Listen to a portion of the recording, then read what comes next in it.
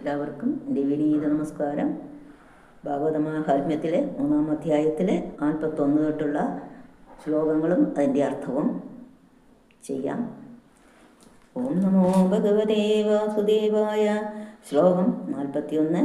ഹേമസിംഹയുധം ചൈതേ വൈഷ്ണവായ ദദാതിജ കൃഷ്ണേന സഹസായുജ്യം സപുമാല്ലഭതേ ധ്രുവം. ഹേമസിംഹയുധം ചെയ്ത് വൈഷ്ണവായ ദദാതിജ കൃഷ്ണേന സഹസായുജ്യം സപുമാം ലഭതേ ധ്രുവം. ഈ ഭാഗവത ഗ്രന്ഥത്തെ സ്വർണം കൊണ്ട് നിർമ്മിച്ചതായ സിംഹാസനത്തിന്മേൽ വെച്ചിട്ട് ശ്രീ വിഷ്ണു ഭക്തനായിക്കൊണ്ട് യാതൊരു ധനവാനായ പുണ്യാത്മാവ് നൽകുന്നുവോ അവൻ മരണാനന്തരം ശ്രീകൃഷ്ണനോടുകൂടി സായുജ്യമുക്തിയെ പ്രാപിക്കുന്നു. നിശ്ചയം തന്നെയാണ്. ശ്ലോകം 42.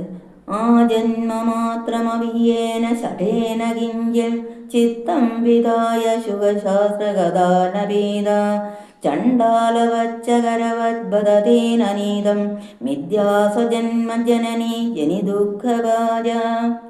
ആ ജന്മമാത്രമവിയേന ഷഠേന കിഞ്ചിൽ ചിത്തം വിധായ ശുഖശാസ്ത്രഗതാനവേദ ചണ്ഡാലവച്ചകരവദ്ബദതേനനീതം മിഥ്യാസ്വജന്മജനനീ ജനിദുഃഖഭാജ.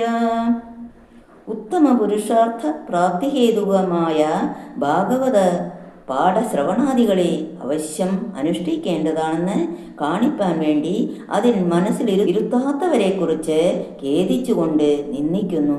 ഏതൊരു ഷഠനായ പുരുഷൻ ജന്മാരംഭം മുഴുവൻ മരണപര്യന്തം അല്പസമയമെങ്കിലും മനസ്സിരുത്തി ഭാഗവത കഥാസാര പീയൂഷത്തെ ആസ്വദിക്കാതെ ഇരിക്കുന്നുവോ അവൻ്റെ ജന്മം ചണ്ഡാല ജന്മ പോലെയും കഴുതയുടെ ജന്മം പോലെയും പുരുഷാർത്ഥ ഉപയോഗിയാകാതെ വ്യർത്ഥമായിട്ട് കഴിയുന്നു. അവനെ ഗർഭധാരണ പ്രസവ പോഷണാദി ശ്ലോകങ്ങളെ സഹിച്ച് വളർത്തിവിട്ട മാതാപിതാവിൻ്റെ പ്രവൃത്തിയെ അവൻ നിഷ്ഫലമാക്കുന്നു. ശ്ലോകം 43. ജീവച്ഛവോ നിഗദിത സദുഭാവകർമ്മ യേന ശ്രുതം ശുഖകഥാവചനം ജഗിഞ്ജൽ ദീക്തം നരം പശുസമം ഭുവിഭാരരൂപം ഏവം വദന്തി ദിവിദേവ സമാജമുഖ്യ. ദീവച്ഛവോ നിഗദിത സദുഭാവകർമ്മ യേന ശ്രുയം ശുഖകഥാവചനം ജഗിഞ്ജൽ ദിഗ്ധം നരം പശുസമം ഭുവിഭാരരൂപം ഏവം വദന്തി ദിവിദേവ സമാജമുഖ്യ. ഏതൊരുവനാൽ ഭാഗവത കഥ അല്പമാത്രമെങ്കിലും ശ്രവിക്കപ്പെടാതിരിക്കുന്നുവോ പാപകർമ്മത്തിനായി മാത്രം ജീവിതം നയിക്കുന്ന അവൻ ജീവൻ മൃതനാകുമെന്ന് പറയപ്പെടുന്നു. ഭൂമിക്ക് ഭാരമായിരിക്കുന്ന മൃഗപ്രായനായ ആ മനുഷ്യൻ നിന്ദാർഹൻ തന്നെ എന്നിങ്ങനെ ദേവസംഘത്തിൽ മുഖ്യന്മാരായവർ പറയുന്നു.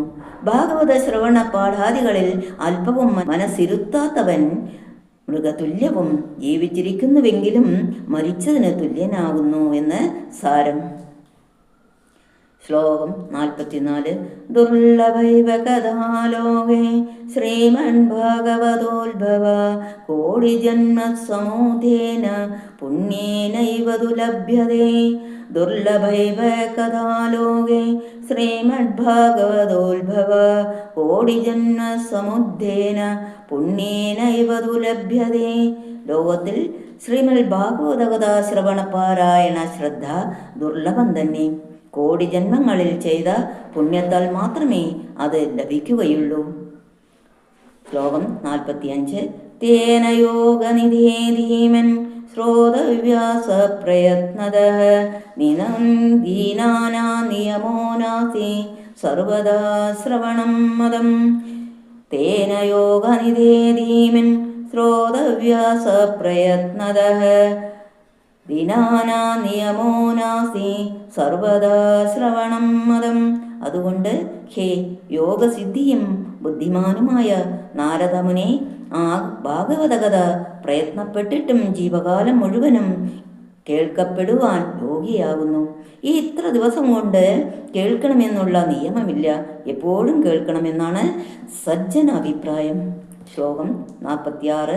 സത്യേന ബ്രഹ്മചര്യേണ സർവദാ ശ്രവണം മതം അശക്യത്വാൽ കലോ ബോധ്യോ വിശേഷോത്ര ശുഗാജ്ഞയ. സത്യേന ബ്രഹ്മചര്യേണ സർവദാ ശ്രവണം മതം അശക്യത്വാൽ കലോ ബോധ്യോ വിശേഷോത്ര ശുഗാജ്ഞയ. യഥാർത്ഥ ഭാഷണം ശ്രീസംഗമില്ലായ്മയാകുന്ന ബ്രഹ്മചര്യം എന്ന 2 വ്രതങ്ങളോടുകൂടി എപ്പോഴും ജീവിക്കണമെന്നാണ് സജ്ജനാഭിപ്രായം. കലിയുഗത്തിൽ ഈ വ്രതം എപ്പോഴും അനുഷ്ഠിക്കുവാൻ സാധിക്കാത്ത ഹേതുവാൽ ഭാഗവതാചാര്യനായ ശ്രീ ശുകമുനിയുടെ ആജ്ഞാനുസരണമുള്ള വിശേഷ ശ്രവണവിധി അറിയപ്പെടുവാൻ യോഗ്യമാകുന്നു. സർവദാ ശ്രവണം തന്നെ സന്മതം എങ്കിലും വിശേഷവിധി ശ്രീ ശുകാചാര്യൻ തന്നെ നിശ്ചയിച്ചിട്ടുണ്ട്. ശ്ലോകം 47. മനോവൃത്തിജയം ചൈവ നിയമാചരണം തഥാ ദീക്ഷാം കർതൃശേക്യത്വാത് സപ്താഹ ശ്രവണം മതം. മനോവൃത്തിജയം ചൈവ നിയമാചരണം തഥാ ദീക്ഷാം കർത്തൃം ശക്യത്വാത് സപ്താഹ ശ്രവണം മതം.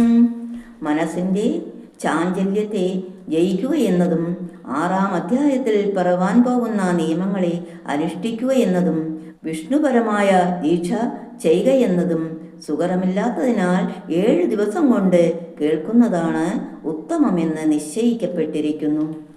ശ്ലോകം 48. ശ്രദ്ധാദാ ശ്രവണേ നിത്യം മാഘേതാവതി തദ്ബലം തദ്ബലം ശുഗദേവേന സപ്താഹ ശ്രവണേ കൃതം.